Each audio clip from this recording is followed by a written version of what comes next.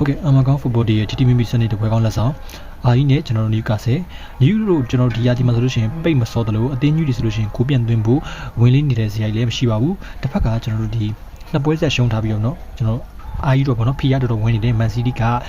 ကျွန်တော်တို့6กว่าနဲ့နည်းနည်းပြန်ပြီးတော့သူ့ပုံမှာပြန်ပြီးတော့ဖြစ်သွားပြီဗောနော်အချိန်ရနဲ့ရဒန်တူထက်တော်တော်ပိုကောင်းနေတဲ့ထက်ပါတယ်ဆိုတော့ဒီအဝေးကွင်းကျွန်တော်တို့ဒီ16ပွဲကို4ပွဲသာနိုင်ပွဲရှိတဲ့စပတ်ထထောင်မှာဗောနော်အဝေးကွင်းရက်တီမှုပိုင်းမှာကျွန်တော်တို့စပတ်ထထောင်မှာနိုင်ကြတယ်ဗောနော်ဒီနယူကာဆယ်ကိုယခုလိုအမှတ်လူအပ်နေတဲ့ချိန်မှာကျွန်တော်အိမ်ခွင်းမှာဗောနော်အိမ်ခွင်းမှာပဲကျွန်တော်တို့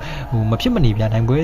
လူအပ်နေပါတယ်ဆိုမှကျွန်တော်တို့အာကြီးတော့ဘယ်နဲ့ကျွန်တော်တလုံး90ရှုံးတော့တာပေါက်ပါတယ်ဆိုတော့ဒီနိုင်လိုစိတ်ပြင်းထန်တဲ့ဂျီမျိုးကျွန်တော်တို့ဒီအနည်းဆုံး1.80ကျွန်တော်တို့ကုန်ကုန်မြောက်တစ်ပြက်လောက်တော့မှပေါက်ချင်တော့မှ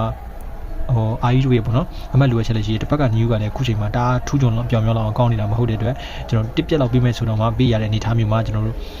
ဘော်ဒီဝင်ရုံးလေးလည်းကျွန်တော်နိုင်နေထင်ပါတယ်နောက်ပြီးတော့ဒီနှစ်ကောင်ကပရီးမီးယားလိဂ်9ပွဲဆက်မှာဟော်ဒီပတီနေနေရဂိုးပေါ်မထားသလိုဒီအာကြီးက2ပွဲဆက်ရှုံးထားသလို3ပွဲဆက်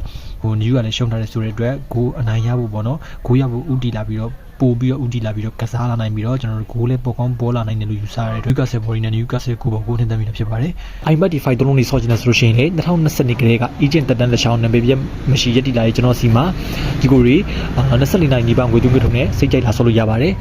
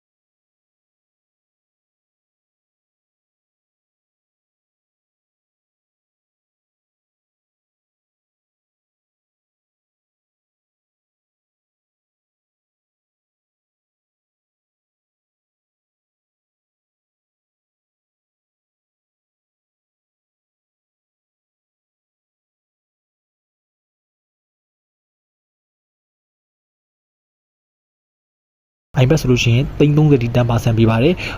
ဖိုက်3လုံး sport zone ဆိုလို့ရှိရင်75% ပေးပါတယ်ဒီလိုပြီးလို့လဲကျွန်တော်လူတွေကိုလိမ်မှုများခေါ်တာမဟုတ်ပါဘူးသူ့မှာစီကန့်ချက်တွေရှိပါတယ်ဖိုက်3လုံး sport zone ဆိုလို့ရှိရင် body သမားတွေမပေးပါဘူးကျွန်တော်မောင်းသမားတီးတန်အောင်ပေးပါတယ်ကျွန်တော်ဒီအိုင်ဘတ်ဆိုလို့ရှိရင်လေသူ့မှာတတ်မှတ်ထားတဲ့တီကိုလေးစော့ပေးရပါတယ်ဘောနက်စီကန့်လေးရှိပါတယ်ဒီကိုရအောင် good night ပါအဆင်ပြေကြပါသည်ခင်ဗျ